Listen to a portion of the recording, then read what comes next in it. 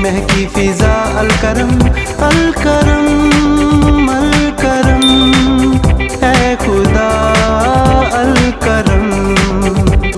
Alkaram high school, Shershah road, Data Nagar, Badami Bagh, Lahore. बिस्मिल्लाहिर्रहमानिर्रहीम। Alkaram high school, दाता नगर, बादामी बाग, लाहौर की तरफ से क्लास 9th इंग्लिश बेटे, last chapter we are going to start today. The title of the unit number 12 और lesson number 12 is 3 days to see. देखने को 3 दिन, देखने को 3 दिन। Actually this lesson has been written by, it's a very long lesson but in your syllabus a short context has been given, थोड़ा दिया गया है, खासा लंबा लेसन है ये। तो इसकी मुसन्फ़ा है Helen Keller.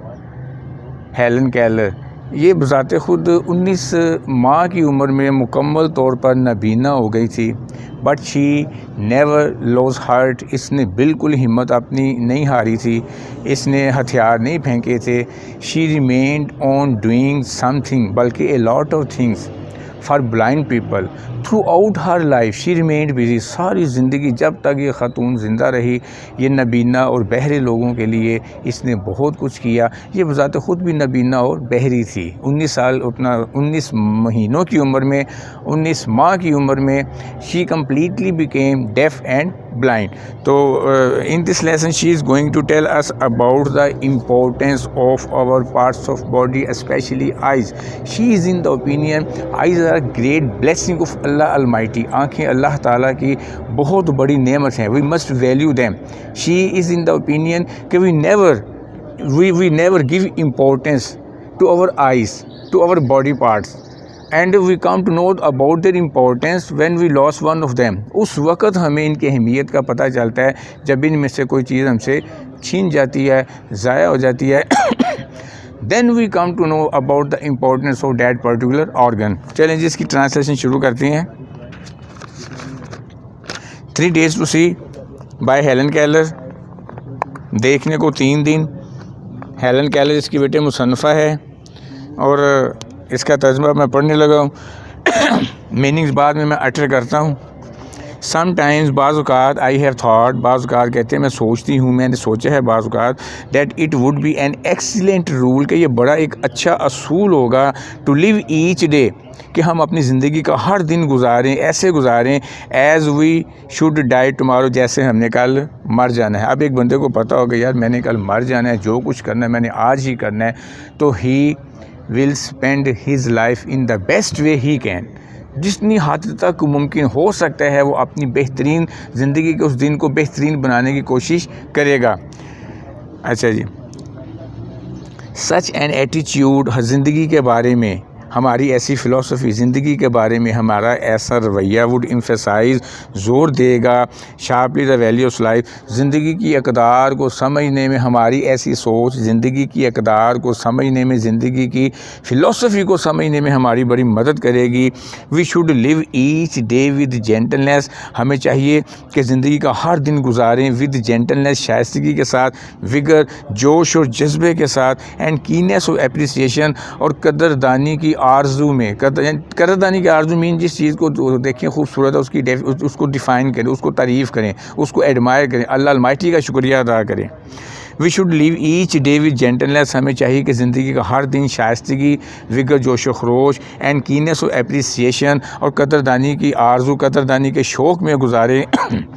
Which is often loss, जो अक्सर खो जाता है, when time stretches before us, जब वक्त हमारे सामने फैल जाता है। स्ट्रेच होता है फैलना, जब वक्त हमारे सामने फैल जाता है। इन द कॉन्स्टेंट पैनोरामा, एक मसलसल मंजर की सूरत में, of more days and months and years to come, आने वाले दिनों, महीनों और मौसमों की सूरत में जब वक्त हमारे सामने फैल जाता है वक्त। इस सारी लाइन का तर्जुमा फिर देखें।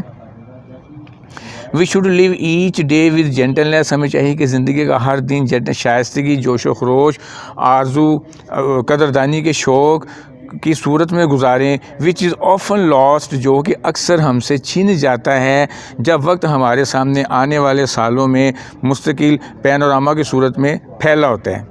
देयर आर दोज, ऐसे लोग भी हैं, ऑफ कोर्स बेशक ऐसे लोग भी हैं इस दुनिया के अंदर, हु वुड अडॉप्ट, जो अपनाएंगे द एपिक्यूरियन मोटो, एपिक्यूरियन ऐश परस्ती का मकूला, एपिक्यूरियन ऐश परस्ती के मकूले को अपनाएंगे, of eat drink and B Mary. हम में से बहुत से लोग ऐसे हैं जो कि सिर्फ इस मकूले पर अमल करेंगे कि खाओ पियो और मज़े उड़ाओ।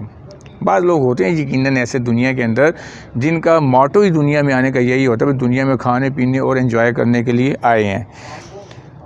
बट मोस्ट पीपल लेकिन ज़्यादातर लोग वुड बी चास्ट एंड अपने नफ्स कशी करेंगे, अपने नफ्स को मारेंगे, बाय द सर्टेनिटी यकीन में, ऑफ इम्पेंडिंग डेथ अपने सर पर खड़ी मौत के खौफ में, अपने सर पर खड़ी मौत के साए में अपनी नफ्स को मारेंगे। ऐसे लोग भी हैं जो अपनी करीब आती हुई सर पर खड़ी मौत के यकीन में, उसके खौफ में इस चीज़ को भूल जाएंगे। ये लाइन फिर देखें, but most people would be chaste and बहुत से लोग ऐसे भी हैं जो नफस कशी करेंगे, अपने नफ्स को मारेंगे, by the certainty of impending death sir पर खड़ी मौत के खौफ में अपने नफ्स को मारेंगे।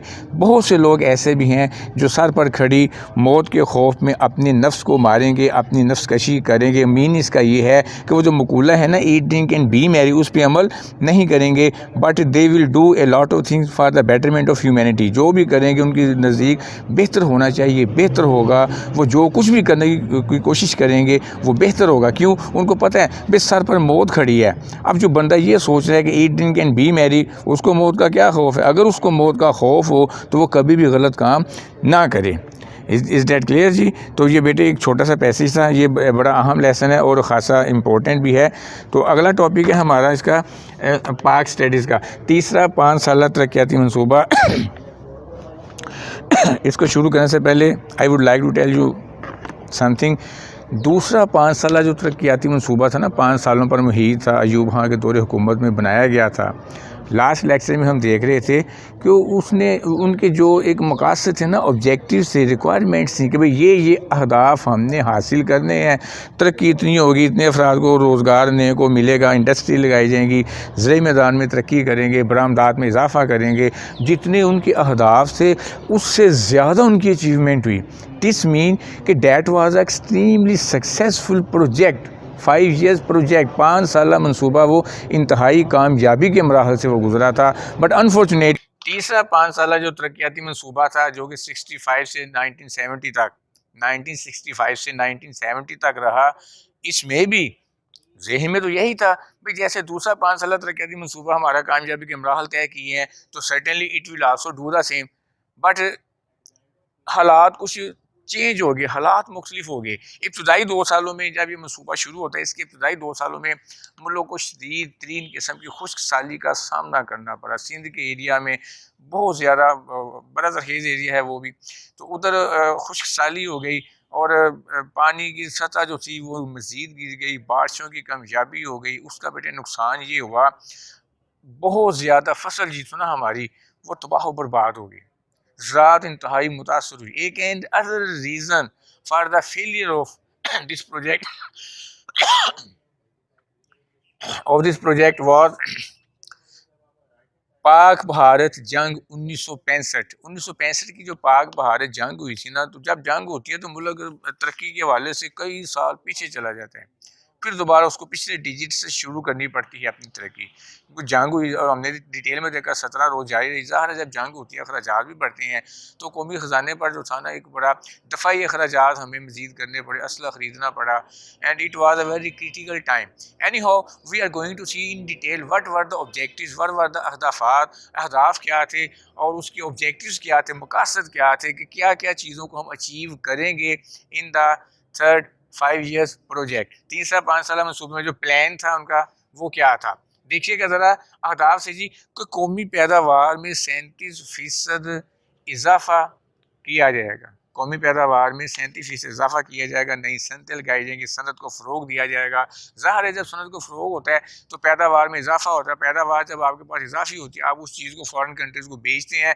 जब आप उस चीज़ को फ़ॉरेन कंट्रीज़ में भेजेंगे, डेफिनेटली आपके मुल्क में फ़ॉरेन एक्सचेंज आएगी, ज़र मुबादला आएगा, उसके ज़खायर बढ़ेंगे। जिस मुल्क के ज़र मुबादला के ज़खायर जितने ज़्यादा स्ट्रॉन्ग होंगे उसकी करेंसी भी उतनी ही स्ट्रॉन्ग होगी। ये मुआशियात के बेटी उससे रिलेटेड है सारा। कौमी पैदावार में 37% इजाफे की ख्वाहिश थी हमारी।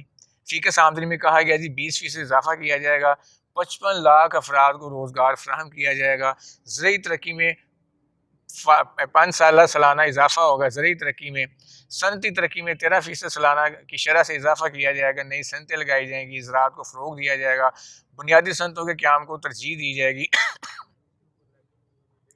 और जो बरामदात हैं हमारी उसमें 9.5% सालाना के हिसाब से इजाफा किया। ये हमारी प्लानिंग थी कि भाई इन अहदाफ को, हदफ सिंगुलर है, अहदाफ उसकी जम है, ये अहदाफ हम हासिल करेंगे, लेकिन ऐसा हुआ नहीं। रीज़न मैंने भी आपको बता दिया है।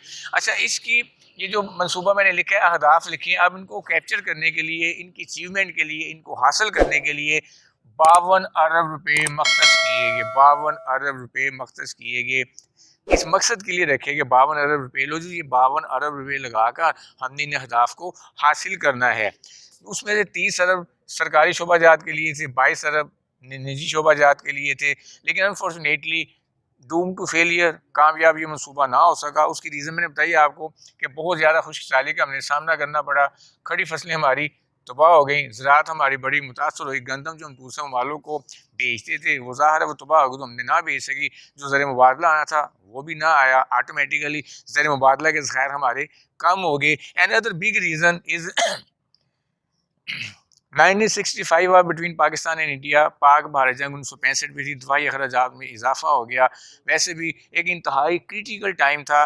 तो एज अ होल के जो एक प्लानिंग थी इनकी कि ये चीज़ें हम हासिल करेंगे, वो हम हासिल ना कर सके। तो ये मनसूबा जो था ना हमारा, अगर इसको एक लाइन में कहें, नाकाम रहा था।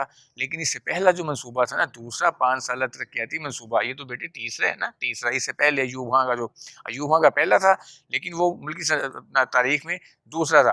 तो वो हमने जो था ना उसको बड़े अच्छे तरीके से हासिल ना किया, बल्कि उसको उसमें मज़ीद जो अहदाफ थे हमारे, उससे प्लस पॉइंट्स हमने हासिल किए। जो शरह हमारे अंदर थी, माइंड में थी, 5% मसलन शरह अगर हमने रखी तलीम के फ़रोग के लिए, तो 5 के बजाय हमने 8-9 उसको अचीव किया। ज़रूरी तरक्की में भी इजाफा हुआ और सनती तरक्की में भी इजाफा हुआ। ज़्यादा लोगों को हमने रोज़गार भी दिया। सनतें जितने का था हम लगाएंगे, उससे ज़्यादा सनतें लगाई गई। ऐसा कब होता है? तरक्की कब होती है? तरक्की बेटी उस वक्त होती है जब किसी तरफ किसी किस्म की परेशानी नहीं होती, टेंशन नहीं होती। तो ज़ाहिर एक स्टेट के अंदर भी मुख्तलिफ़ किस्म के टूल्स होते हैं। फ़ौज एक टूल है, बाउंड्रीज हम लाइन हमारी टूल्स हैं। जब वो मुतासर थी तो जो तवज्जो हमने मुल्क की तरक्की की तरफ देनी थी वो हमने इधर दे दी, खुश्क साली के खात्मे के लिए दे दी। वो तवज्जो हमने 65 की जंग की तरफ दे दी। Is that clear? तो इसको आप अच्छे तरीके से देखिएगा। If you find any sort of problem you must tell me. चलते चलते ये मैं मीनिंग से मैं स्पीक आउट कर रहा हूँ। एटीट्यूड रवैया, एम्फेसाइज जोर देना, शार्पली तेज़ी से, वैल्यूज़ अक़दार, जेंटलनेस शाइस्तगी या नरम रवैया, विगर जज्बा जोशो खरोश, कीननेस ज़ोक आरजू ख्वाहिश, एप्रिसिएशन कदरदानी, स्ट्रेच फैल जाना, कांस्टेंट मुस्तकिल, पैनोरामा मंजर, एडॉप्ट अपनाना, एपिक्यूरियन ऐश परस्ती, माटो ज़रबुल मिसल या मकूला, चास्टेंट नफ्स कशी करना, नफ्स को मारना, सर्टेनिटी यकीन, इम्पेंडिंग करीब आती हुई या सर पर खड़ी। Is that clear? इसको अच्छे तरीके से देखिएगा। तो rest of the issues will be discuss next time. God bless you, फी अमानिल्लाह, अल्लाह हाफिज़।